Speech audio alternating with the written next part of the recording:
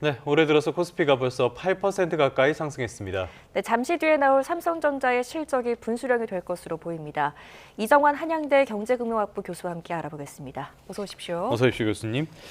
자, 코스피가 새해 들어서 4거래일 연속 오르면서 4,600선까지 어제는 장중에 넘어서는 그런 흐름이 관측이 됐습니다. 역시 반도체가 가장 큰 역할을 해줬죠?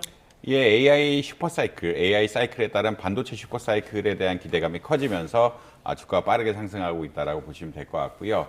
결국 AI가 이제 흔히 말하는 고대형 메모리 반도체, 데이터 센터용 반도체뿐만 아니라 이제 피지컬 AI로 전환이 되면서 로봇이라든지 전체 모든 사물에 이제 반도체들이 필요하다 보니까 기존의 전통적인 메모리 반도체에 대한 수요 역시 굉장히 늘 것이 아니냐라는 그런 기대감이 펼치면서 SK 하이닉스, 삼성전자 모두 주가에 긍정적인 영향을 받고 있다라고 보시면 될 것 같습니다. 예. 특히나 삼성전자는 이제 올해 HBM이라든지 흔히 말하는 데이터 센터에 흔히 AI 반도체에 들어가는 메모리 반도체 생산이 좋아질 것이라는 기대감까지 겹치면서 주가가 빠르게 상승하고 있다라고 보시면 될 것 같고요. 그다음에 어제는 뭐 현대차가 또 네, 많이 관심이 올랐죠. 이끌었는데 그거 역시 이제 AI와 관련이 깊다. 지금 AI 트렌드가 기존의 랭귀지 모형에서 피지컬 AI로 전환을 하고 있는데 이 피지컬 AI 분야에서 한국에서 가장 앞선 기업은 역시 현대자동차라고 할 수가 있겠고 예. 이번에 CES 미국 가서 이제 결국 구글 딥마인드나 엔비디아의 협업 같은 것들이 발표가 되면서 주가를 견인하는 양상. 결국은 이제 우리나라 그러니까 주가 지수란 것은 주가의 가치, 그러니까 이제 삼성전자의 가치가 높기 때문에 삼성전자 주가가 오르게 되면 빨리 반응하는 경향들. 예. 역시 이제 SK 하이닉스, 현대자동차 마찬가지인데 큰 주식들이 많이 오르면서 주가 지수가 빠르게 올라가는 이런 경향들을 네. 보이고 있다. 이런 말씀 드릴 수 있을 것 같습니다. 그러니까 네. 워낙 우리나라 그 시가총액에서 반도체 기업들이 차지하는 비중이 크다 보니까 반도체 기업이 오르는 걸로 전체 지수가 빠르게 오르고 있다. 이렇게 볼 수 있는 거잖아요. 지금 반도체 기업만 이렇게 질주하는 이런 모습들, 이게 건강한 상승이라고 봐도 되는 겁니까? 일단 뭐 반도체 업체들, 반도체 기업 우리나라 사실 투톱이라고 볼 수 예. 있는데 삼성전자와 SK 하이닉스가 오르는 것은 실적이 굉장히 많이 오를 것으로 기대가 되고 있다. 그 실적이 전망치들이 거의 한두 달 사이에 2배 이상 오르는 이런 상황들이 발생할 예. 정도로 이렇게 굉장히 빠르게 그러니까 실적이 좋아질 것이라는 기대감이 형성이 되고 있고요.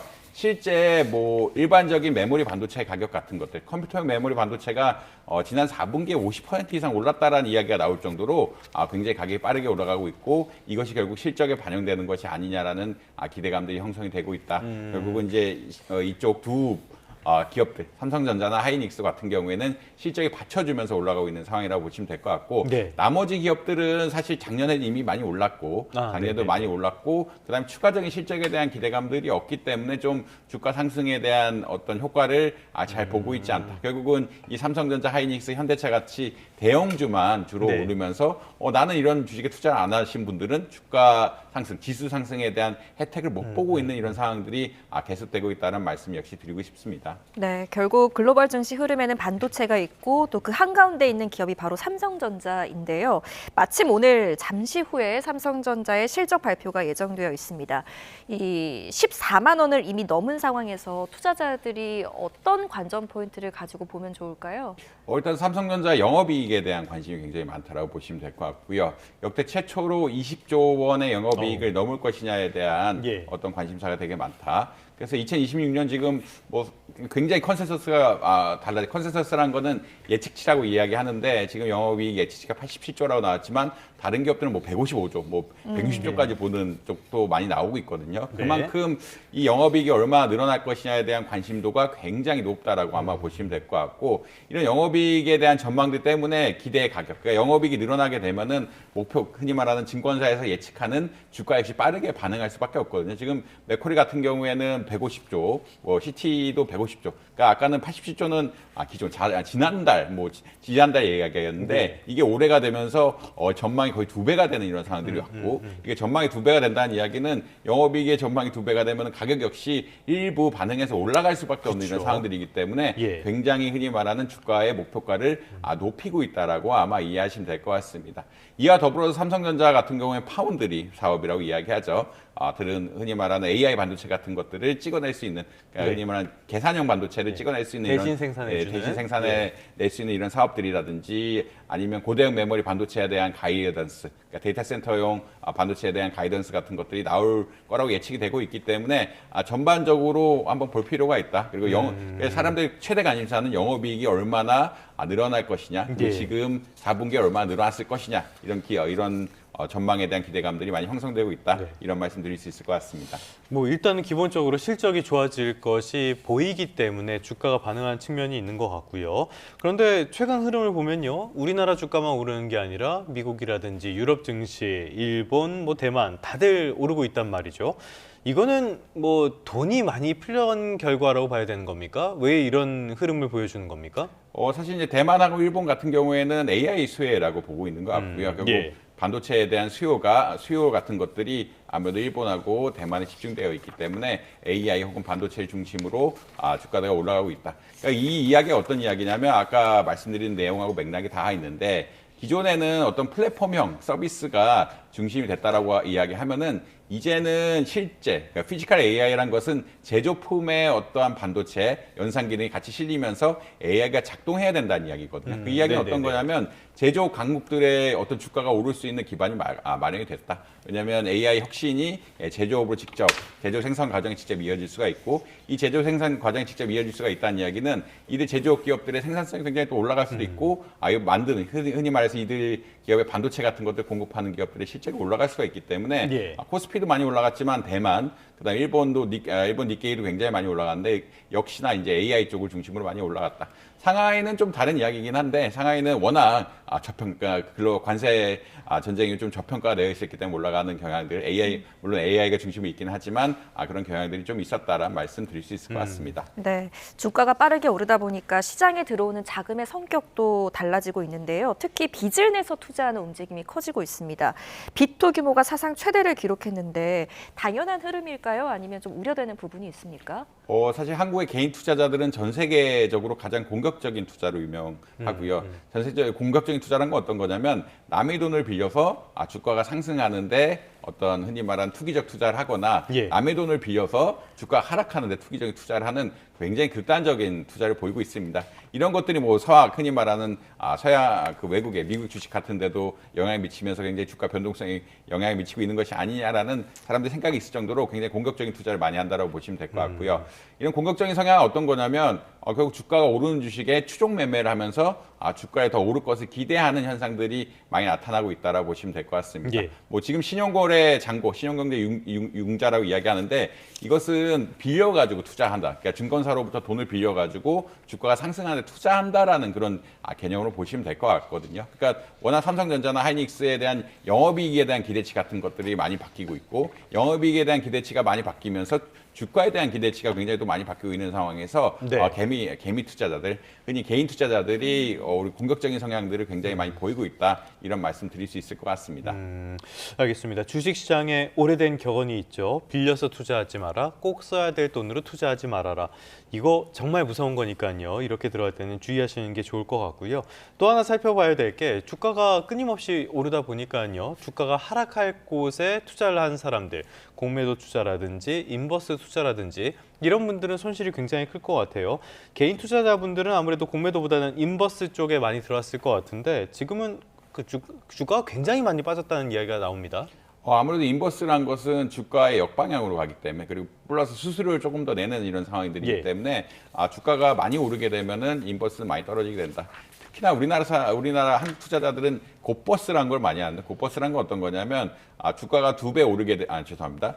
주가 오르는 것에 비해서 혹은 내리는 것에 비해서 2배로 반응하는 이런 어떠한 레버리지 투자라고 보시면 될 것 같거든요. 2배로 수익을 얻거나 2배로 위험하거나 그런 그 변동성이 2배로 커진다라고 아마 이해하시면 될 것 같습니다. 특히나 이제 곧버스 같은 경우에는 그러니까 보통 2배 레버리지 인버스라고 이야기하는데 2배 레버리지 인버스 같은 경우에는 주가가 이미 8% 올랐으면 16% 이상 손해를 보게 되는 이런 구조로 갈 수밖에 없거든요.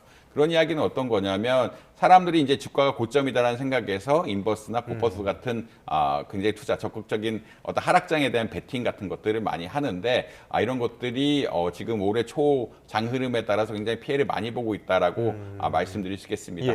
특히나 이제 고버스 같은 경우에는 보통 짧게 들어가야 된다라고 이야기를 많이 하고 있거든요. 짧게 들어가야 된다는 이야기는 주가가 기본적으로 오르는 경향성들이 있기 때문에 하락장이 얼마나 갈지 예측하기 어렵고 예. 예약장이 얼마 갈지 모른다는 이야기는 한 번 오르게 되면 또 피해를 많이 볼 수가 있기 때문에 흔히 말하는 2배 레버리지 인버스 같은 투자 같은 것은 보다 더 조심해야 되는 이런 사항들이 있다. 이런 말씀 드릴 수 있을 것 같습니다. 네, 투자할 때 유의해야겠습니다. 자, 지금까지는 주식시장 이야기였는데요. 글로벌 금융시장은 경제뿐 아니라 국제 정세에도 굉장히 큰 영향을 받습니다. 최근 미국의 외교안보 이슈 하나가 세계의 시선을 끌고 있는데 트럼프 행정부가 베네수엘라 이후에 그린란드를 계속해서 언급하고 있거든요. 이렇게 그린란드에 집착하는 이유가 뭘까요? 일단은 오늘 아까도 마코 루비오 장관의 인터뷰가 나왔는데 마코 루비오 장관의 어떤 서반부 전략이라고 이야기해요. 서반부 전략이 실현되는 것이 아니냐라는 그런 이야기들이 나오고 있다라고 보시면 예. 될 것 같습니다. 사실 예전에는 굉장히 미국이 서반부에 대해서 느슨한 어떤 지배력을 행사를 하고 있었는데 이제 다른 쪽 그 서반부가 아니니까 남아메리카 쪽이 아닌 이제 아시아나 유럽에 있는 쪽에는 중국이라든지 러시아들의 영향이 굉장히 커지고 있거든요. 네. 그런 영향이 커지고 있다는 이야기는 오히려 자기 쪽에는 어떠한 영향력들을 공고하게 하고 특히나 경제 공동체 같은 것들을 만들어 가지고 공급망을 안쪽으로 완전히 유지해야 되는 것이 아니냐. 결국은 이제 러시아나 중국이 있는 다른 동반부라고 이야기해요. 동반부랑 예. 경쟁하기 위해서는 미국하고 아메리카 지역 전반 그리고 그린란드까지 포함해서 경제 공동체를 만들고 군사 안보적인 공동체를 만들어야 되는 것이 아니냐라는 그런 강력한 이야기를 예. 나오고 있고 그런 이야기는 어떤 거냐면 통제 권한을 강화해야 된다. 예전에 느슨하게 뭐 흔히 말해서 반대만 하지 않으면 그러니까 묵인하는 이런 결차였는데 이제 경제 개발에 대한 이익, 공급망에 네, 대한 네. 안정성 이런 것들을 적극적으로 확보하기 위해서 서반부에 대한 전략들을 굉장히 강화하고 있고 이런 것들이 실현된 것이 베네수엘라에 대한 전략. 그 다음에 자연스럽게 나온 것이 그린란드, 바로 러시아와 연계될 수도 있고 중국의 네. 어떠한 영향을 받을 수 있는 그린란드에 대한 전략이 나올 수밖에 없다라고 아마 이해하시면 될 것 같습니다. 결국은 이제 경제 안보 문제가 대두가 되고 경제 안보 문제에서 실질적인 안보 문제, 러시아나 중국 같은 경우에는 전쟁의 잠재국으로서도 영향력이 있기 때문에 다른 지역, 그러니까 예. 미국이 컨트롤할 수 있는 지역에 대한 내용들을 공고해야 된다는 것이 루비오의 전략이라고 보시면 될 것 같고 이것들이 좀 실현되고 있는 것이 아니냐 이런 말씀 드릴 수 있을 것 같습니다. 자, 지금 말씀해 주신 부분은 주로 안보와 지정학적인 이슈들에 대해서 말씀을 해주신 거고요. 그린란드 자체가 가진 경제적인 효과도 있을 것이다. 이런 분석들이 나오거든요. 자원이 많이 있습니까? 아무래도 이제 히토류 같은 것들이 많이 매장이 되어 있다라고 역시, 이야기하고 예. 있고요. 히토류가 매장이 되었다는 이야기는 어떤 거냐면 특히나 그린란드 같은 경우에 사람이 덜 살기 때문에 이런 히토류 개발에 또 유리한 측면들이 있다. 히토류, 우라늄, 석유가스 이런 것들이 다 개발이 있는 환경들이 조성이 잘 되어 있다라고 보시면 될 것 같고요. 사실 최근에 중국이 일본에 대해서 압박한 거 역시 히토류 문제거든요. 예. 공급망 관련 문제였는데 미국이 이제 그린란드에 대한 어떤 통제력을 강화하고 그린란드에서 가져갈 수 있는 히토류라든지 이런 흔히 말하는 희소 광물들에 대한 영향력을 강화해가지고 어떻게 보면은 동반부와 서반부를 따로 대응할 수 있게끔 한 전략들을 만드는 것이 아니냐라는 그런 생각들이 퍼지고 있다. 이런 네. 말씀 드릴 수 있을 것 같습니다. 네, 이 미국이 이렇게 계속해서 힘의 원리를 강조하는 메시지를 내다 보면 EU 동맹국들도 불편할 기색을 내비칠 텐데요. 지금 주로 그 유럽 국가들의 반응은 어떻습니까? 사실 이제 그린란드 같은 경우에는 덴마크가 외교나 일부 분야에 대해서는 통치를 하고 있고 네. 나머지는 자치령처럼 유지가 되고 있는데 그 말은 이제 EU의 영향력이 있다라고 아마 이해하시면 될 것 같아요. 그러니까 유럽 지역의 영향력이 분명히 있는 지역이다라고 보시면 될 것 같고 아무래도 이제 미국이 패권주의로 나가다 보면은 EU 입장에서는 자기네들의 영향이 줄어들 수밖에 없는 상황. 특히나 군사력 차원에서는 EU가 한동안 군사력에 대한 어떠한 투자를 많이 안 하면서 미국에 대해서 또 많이 뒤처질 수밖에 없는 상황들이거든요. 예. 네. 그렇기 때문에 이제 군사적 압박 같은 것들이 실현화된다라고 하면은 뭐 EU가 사실 속수무책으로 당할 수밖에 없는 이런 상황들이 계속되고 있기 때문에 EU 측에서는 굉장히 외교적인 채널들을 통해서 적극적으로 반대하고 그러니까 반대 의견을 표명하고 있다라고 보시면 될 것 같고 사실 EU의 모든 나라들 뭐 프랑스, 독일, 프랑스, 폴란드 이런 이야기가 나오고 있는데 예전에 루이지애나 미국이 예. 산 땅이긴 한데 이런 시대에 지나서 합할 수 없다라는 이야기들을 강력하게 펼치고 있다라는 이런 말씀 역시 드리고 싶습니다. 뭐 베네수엘라까지는 뭐 비판 여론은 있어도 어느 정도 용이 나는 그런 분위기도 있긴 한데 그린란드는 확실히 선을 넘는 그런 주장인 것 같거든요. 특히 유럽에 대해서 이렇게 무력적으로 침공을 한다면 이거는 전쟁을 하자라는 이야기밖에 안 될 것 같긴 한데 전망은 어떻게 봐야 될까요? 뭐 매입을 한다든지 이런 게 가능할까요?